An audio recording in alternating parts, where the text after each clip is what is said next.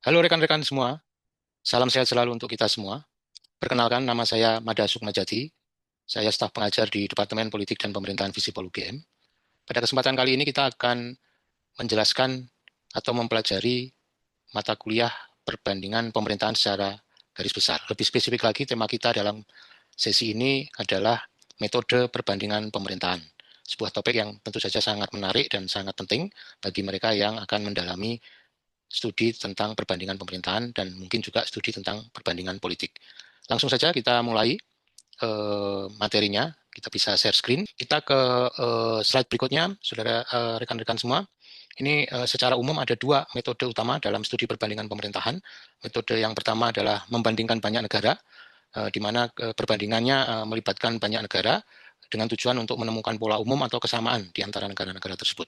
Dan hasilnya biasanya adalah berupa generalisasi atau abstraksi dari pola-pola umum yang terdapat di banyak negara tersebut. Sedangkan metode kedua adalah membandingkan sedikit negara dengan tujuan bukan untuk membuat generalisasi seperti metode yang pertama, melainkan untuk menggambarkan secara rinci kondisi sistem pemerintahan dari sebuah negara yang sedang dipelajari atau sedang dibandingkan, sehingga penekanannya pada perbedaan yang ada di antara pemerintahan-pemerintahan atau negara-negara yang menjadi bahan kajian perbandingan.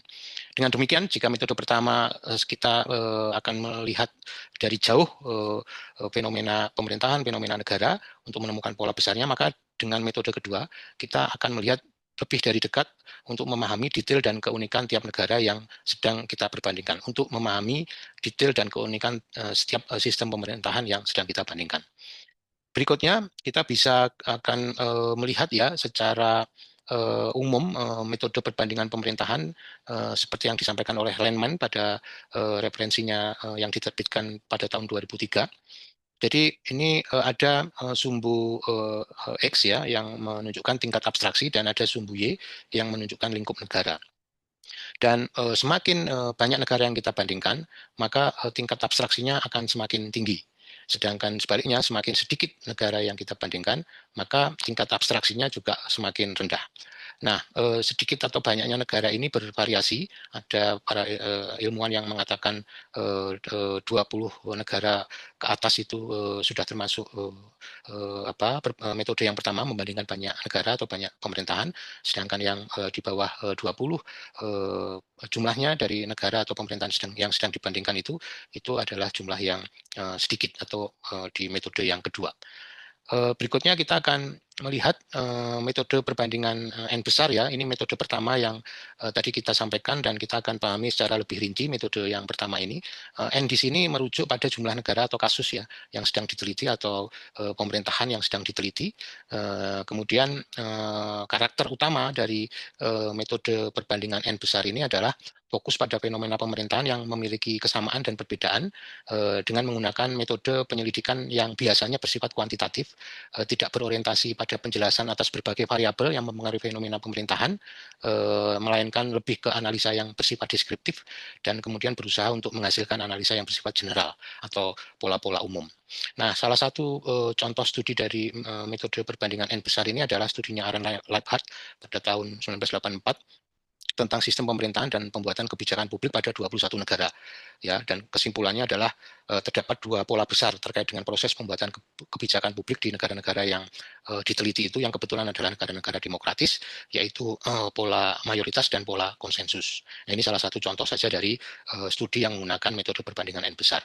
Kemudian kita bisa memahami kelebihan dan kekurangan dari metode perbandingan N besar itu, yaitu kelebihannya diantaranya adalah dapat menghasilkan penjelasan yang jernih, dapat membuat, mengembangkan, dan menguji teori besar yang melintasi berbagai kondisi dari waktu dan negara yang berbeda-beda, kemudian juga memiliki kemampuan untuk membuat kesimpulan yang kuat, serta yang tidak kalah pentingnya adalah memiliki kemampuan untuk mengidentifikasi apa yang disebut sebagai negara-negara yang memiliki penyimpangan atau deviant countries atau deviant governments gitu. Sedangkan kekurangannya diantaranya adalah karena mengandalkan data kuantitatif, maka masalah ketersediaan data yang seringkali tidak memadai itu menjadi tantangan. Selain itu juga kekurangan yang lain adalah penelitian biasanya sangat tergantung pada data yang tersedia, sehingga pilihan kasus itu juga menjadi sangat terbatas, dan juga masalah kehandalan data. Kalaupun data sudah didapatkan, maka tingkat akurasi, tingkat presisinya, tingkat kelengkapannya itu juga biasanya menjadi tantangan. Nah, itu kira-kira secara umum karakter, kelebihan, kekurangan, dan contoh dari penggunaan metode perbandingan N besar. Nah, berikutnya kita akan memahami metode perbandingan N kecil. Sekali lagi, huruf N di sini merujuk pada jumlah negara, jumlah kasus, atau jumlah pemerintahan yang akan kita teliti ya. Dan biasanya jumlah negara yang menggunakan metode perbandingan pemerintahan atau perbandingan politik ini jumlahnya lebih sedikit ya. Tadi sudah kita sampaikan biasanya di bawah 20 negara atau pemerintahan, bahkan ada yang juga para ahli yang menyampaikan cukup minimal 2 di dalam melakukan perbandingan pemerintahan atau perbandingan politik dengan metode N kecil ini.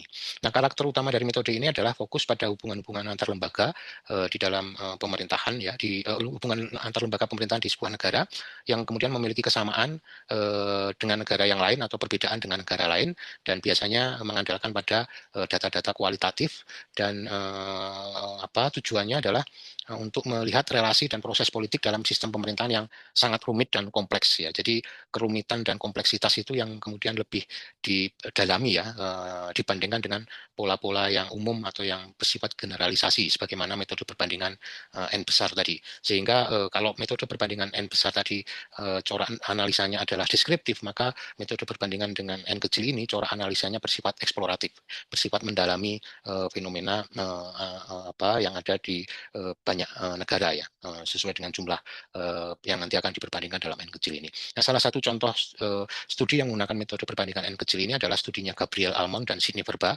studi klasik yang dipublikasi pada tahun 1965 yang fokus pada perilaku politik dan demokrasi di 5 negara, yaitu Amerika Serikat, Inggris, Jerman, Italia, dan Meksiko. Nah, ini jumlah N-nya hanya 5 dari studi yang diselenggarakan oleh Gabriel Almond dan Sidney Verba pada tahun 1965 ini. Ini sebuah studi yang juga menjadi rujukan dari banyak ahli untuk studi perbandingan, terutama terkait dengan studi perilaku politik dan demokrasi. Nah, sedangkan kelebihan dan kekurangan dari metode perbandingan dengan N kecil ini adalah kelebihannya diantaranya adalah menawarkan alat analisis yang sangat kuat dalam melakukan studi perbandingan pemerintahan, kemudian juga dapat menjawab beberapa pertanyaan riset dengan teliti dan meyakinkan. Tadi karena bersifat eksploratif tadi, setiap negara dieksplorasi dulu, baru kemudian dibandingkan unsur-unsurnya dengan negara-negara yang lain, kemudian dapat menemukan pemahaman yang mendalam atas kasus-kasus yang diperbandingkan, dan juga mulai dari sejarah, konteks budaya, ekonomi, sosial, politik, dan seterusnya yang melingkupinya, itu semua variabel itu yang kemudian bisa dieksplor dan kemudian dibandingkan. Sedangkan kekurangannya adalah jika dibandingkan dengan metode N besar, ya tentu saja metode N kecil ini lebih memiliki keterbatasan ya dalam melakukan generalisasi, sehingga beberapa ahli juga menganggap bahwa hasil kajian dengan menggunakan metode N kecil ini itu lebih dirasa kurang akurat ya jika dibandingkan dengan kalau studi perbandingan pemerintahan itu dilakukan dengan menggunakan metode N besar gitu, dan juga menggunakan data-data yang sifatnya kuantitatif. Nah, sebagai penutup, ini desain riset perbandingan pemerintahan ini sebagai contoh untuk metode perbandingan N kecil, tapi sebenarnya ini nanti bisa diperluas untuk metode perbandingan dengan N besar ya. Ini kita misalnya bisa ada 3 negara, negara 1, negara 2, negara 3, kita bisa membandingkan 3 negara ini dengan fokus pada 3 variabel utama, misalnya karakter dari negara tersebut, faktor penjelas kuncinya, dan fenomena yang dijelaskan. Nah, ini masing-masing variabel ini kemudian bisa kita perdalam ya dengan beberapa indikator, misalnya karakter politiknya, ekonominya, budayanya, pemerintahannya, dan seterusnya. Juga faktor penjelas kunci kita bisa memilih salah satu yang akan menjadi fokus kita, dan kemudian fenomena yang akan dijelaskan itu juga bisa kita pilih salah satu. Nah, kita akan konsisten menggunakan 3 variabel ini untuk melihat 3 negara atau semua negara yang kita bandingkan, dan kemudian dari situ kita nanti akan bisa melihat apa persamaan dari 3 variabel ini di 3 negara, dan juga apa perbedaan dari 3 karakter atau 3 variabel ini ya, maksud saya di 3 negara tersebut. Dan dari sini kemudian kita bisa menyimpulkan apa saja persamaannya dan apa saja perbedaannya, bahkan kemudian kita bisa juga menjelaskan mengapa terjadi perbedaan, mengapa terjadi persamaan dari tiga negara yang sedang kita bandingkan itu. Sekali lagi, jumlah kasusnya N-nya tentu saja bisa kita perluas, meskipun dengan memperluas jumlah kasusnya maka data yang kemudian dibutuhkan itu juga menjadi lebih banyak begitu. Nah, ini sekedar untuk melihat saja bagaimana kemudian metode perbandingan dengan menggunakan fokus pada kesamaan dan perbedaan di beberapa negara yang sedang kita bandingkan itu bisa kita lakukan. Akhirnya, selamat belajar dan tetap semangat selalu. Terima kasih.